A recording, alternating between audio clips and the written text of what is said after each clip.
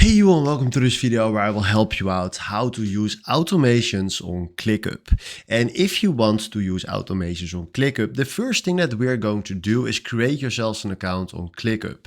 So if you want to create an account, click right here on sign up, or if you already have an account, go to login, and then he will automatically log in to your account.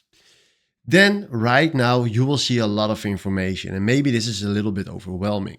But first of all, what we're going to do is go right here to your spaces, your projects. And I created one, for example, YouTube. Right now we want to use the automation. So we go right here to the standard and there you see automations. So now we click here on automations. Then you have here an AI field, but right now we are interested in the create automation right here. And then you will see this screen.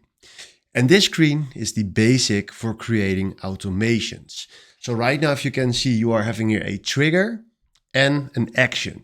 So that means that when the trigger will pulse off, it's just an example, but it exactly means that. So what it means is if you trigger something, an action will follow.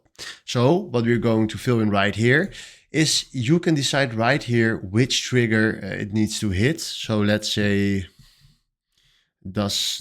for example, doesn't matter right now, but let's do status changed. So maybe someone did a task and he changed that status. Then you can select right here from what. So let's do from not started to done.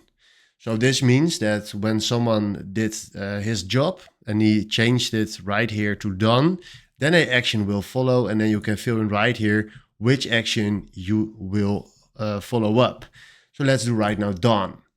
Then if you do right now create, you see right here that we are having an automation working in our spaces. So right now when someone is changing the status, you will automatically update the status to done.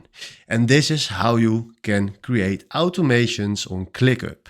So play with this, try a lot of options, but this is in a nutshell the basic what you need to know to use automations on ClickUp.